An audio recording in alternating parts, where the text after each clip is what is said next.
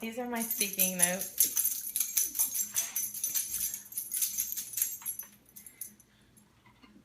One evening, Shauna left her house to go to what she thought was a job interview.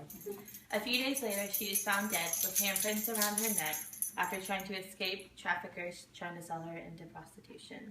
Today, I'm going to try to persuade you to take action of your own to help prevent human trafficking from going on. After speaking to many different organizations and doing research of my own, I've discovered that there needs to be more preventative measures and initiative taken to help prevent this. First, I will talk to you about what all human trafficking entails and all the problems that encounter with it. Secondly, I will talk to you about different solutions that we can implement. And last, I'll talk to you about actions that we as people can do on an everyday basis. At any given time, over 20 million people suffer the misery of this humiliating crime. In the article titled Human Trafficking by Christian Fisnak, she defines human trafficking as a recruitment, transportation, transfer, harboring, or receipt of persons by means of threat or the use of force, of coercion, abduction, fraud, deception, or abuse. Human trafficking primarily involves exploitation and prostitution, slavery, and involuntary servitude. Human trafficking is a $150 billion industry, second only behind drug trafficking. The United States is no exception to any of this.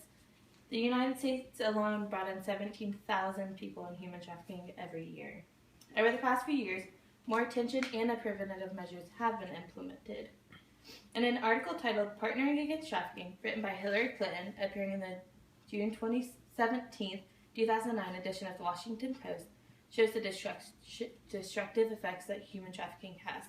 In this article, she says trafficking weakens legitimate economies, breaks up families, fuels violence, threatens public health and safety. There are now over 140 anti-trafficking programs in nearly 70 different countries, but there's still so much more to do. But now that I've given you some of the details about human trafficking, I will go into some of the solutions that we can take.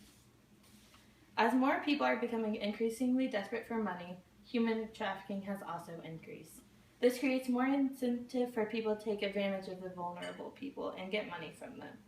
One of the most effective ways to crack down on human trafficking is using government enforcement. In 2000 alone, more than half of all countries have enacted laws prohibiting all forms of human trafficking. Many new partnerships have been developed between law enforcement and non-governmental organizations to try to help. Government truly needs to crack down on those involved, and one of the best ways to do that is new policies. Governments have begun to see the problems associated with human trafficking and have worked to end it. Several countries have intensified the fight against human trafficking and created strict laws and programs to try to stop it. In Hillary Clinton's article in the Washington Post titled Partnering Against Trafficking, she describes the challenges in every country. In this, she describes the need to address the root causes of human trafficking, including poverty, lax law enforcement, and the exploitation of women, and their devastating effects on victims and their families. All of these are critical actions that need to be improved in order to cease human trafficking. All of these solutions have made a lot of progress, but still there needs to be more, and that starts with you and I. In 2009, Costa Rica passed an anti-trafficking law that helped with training, awareness, and care for victims. This efforts in this particular location started from one local activist who stepped out and took a stand, proving that we all can truly make an impact.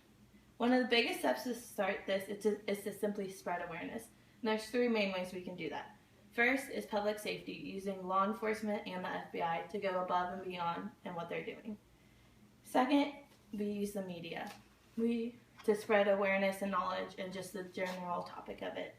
And then we also use community forums with churches and libraries and other social groups to try to just communicate it and figure out what we can do as a community to stop it. Many organizations are working to address one of the underlying mechanisms in forced labor, global corporate supply chains. There needs to be transparency in big businesses so we truly know what's going on behind the scenes.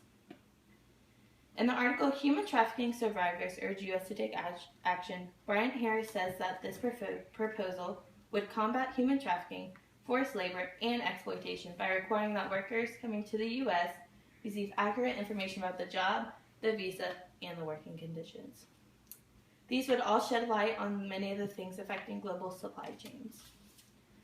For everyday people like us, the way to create more initiatives for this is to demand slave-free goods.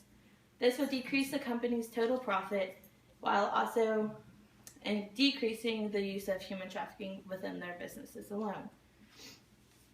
Okay, so first I told you about the details and problems about human trafficking. Second, I told you about the solutions that should be implemented. And lastly, I told you about actions that we should use to stop this.